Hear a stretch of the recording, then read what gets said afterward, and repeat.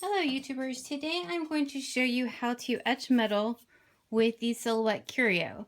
This is, it's framed already, but this was etched on the Silhouette to go along with my UGA stuff on my wall. So let's show you what supplies you're going to need for this. Okay, so what you're going to need is the Silhouette Metal Etching Sheets. I got these from good old Amazon. They have 3 colors per pack. It's gold, black. They call these pink, but they're really more red than pink.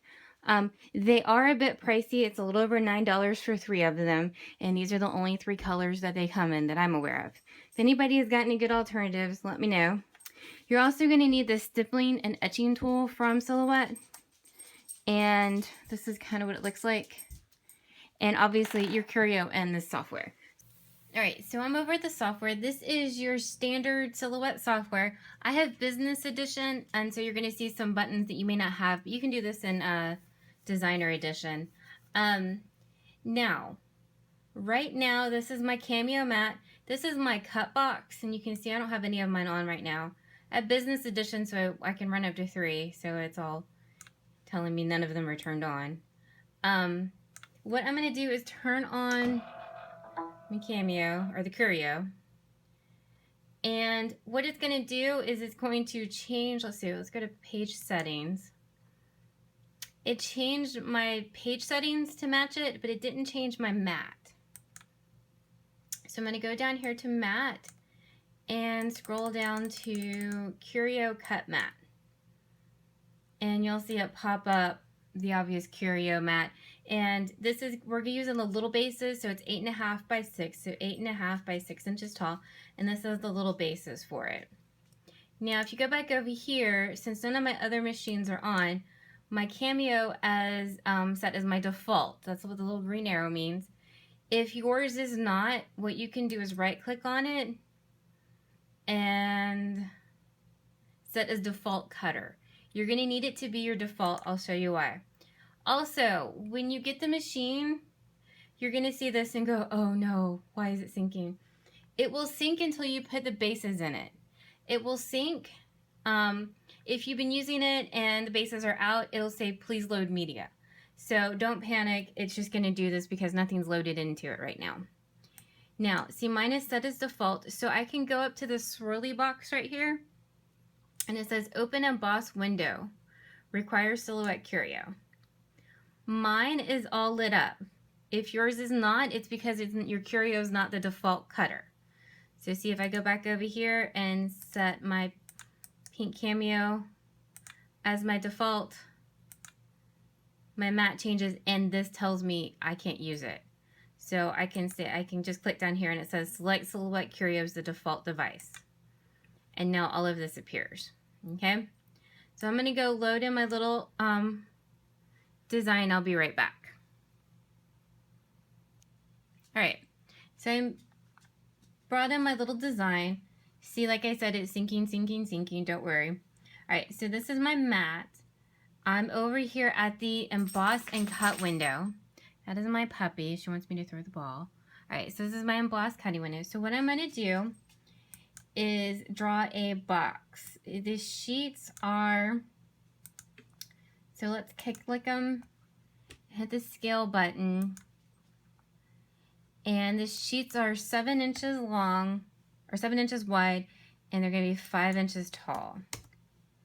And there's our little box, and put it roughly over your little mat here. Okay, and let's put our design on top of that. And now scale him however big you want him to be. Okay, so eventually I just clicked both of them and did object, align center middle. So it just aligned it all in the middle for me because that's what I wanted. You may not want to do that, depends on what you want to do. So now go kick your box off your mat and go over here to the embossing window. We want to emboss and deboss, and it's still syncing. All right, now what we're going to do is we're basically going to fill in this with either embossing or cutting embossing lines that we're going to use the etching tool. So you can play around with these and have them do whatever you want to do. These two seem to be my favorites that I go back to, and you can move them all the way down. If you leave your cut lines up here, you're not really going to, it's just going to be a faint outline. So you can squish them all down, and then be careful as you do this. If you go too fast and the software gets all confused, it'll crash on you. Ask me how I know.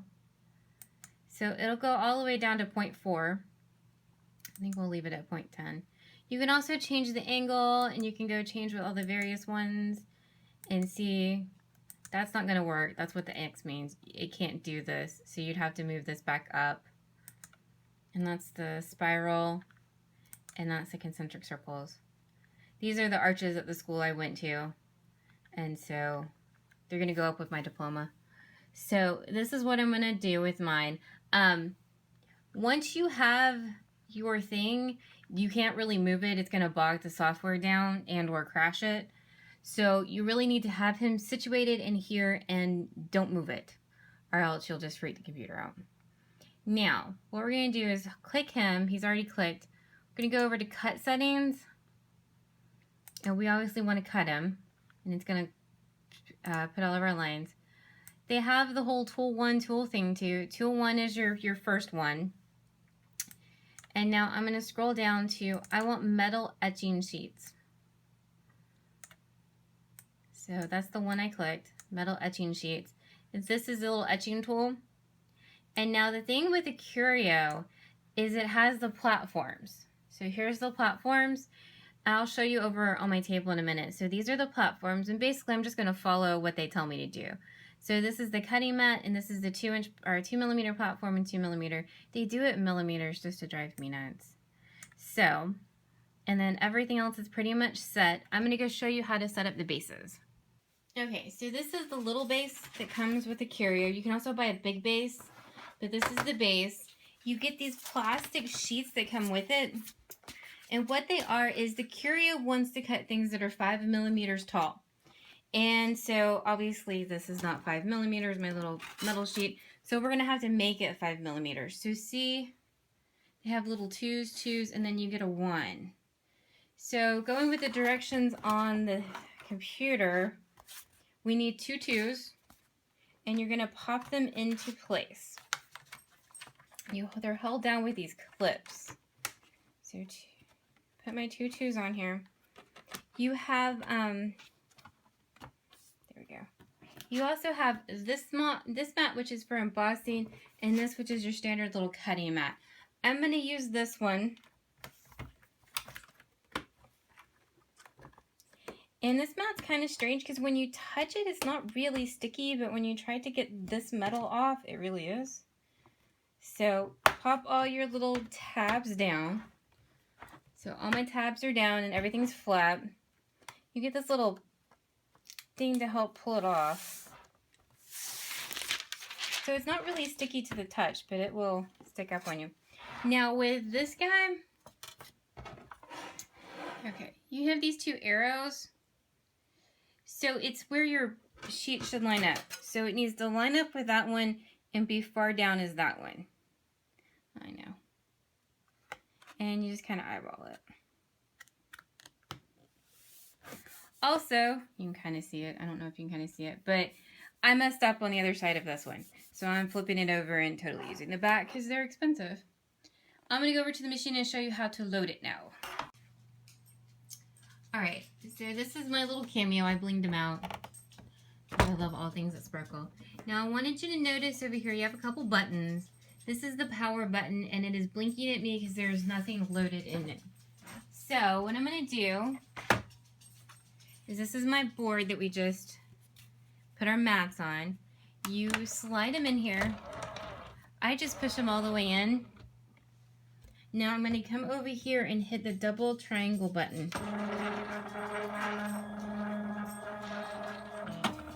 And it's going to set it all up. Now I already have in here the stippling tool. You have the stippling tool in there. So you're just going to put them in there and turn them like you normally would a blade. There's some storage over there for your other blades. And I'm going to go hit the start button. And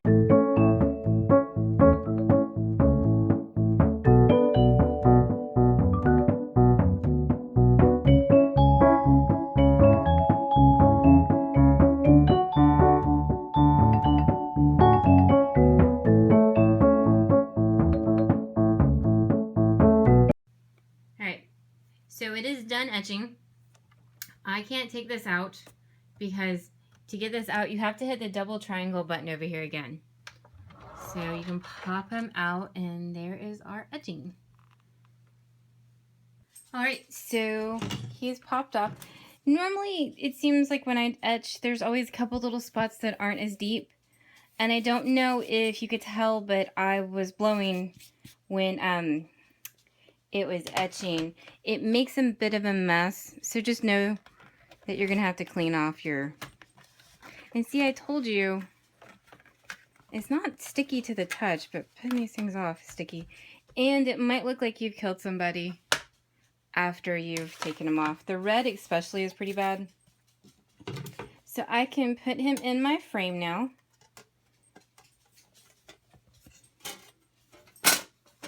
There we go. And there we have. I like this one. So there we go for a little collegiate crafty pride there. So if you want to see any new videos or anything, or have any questions, please comment below and I will do my best to answer them. Thank you so much for watching, and please like and subscribe to our little videos.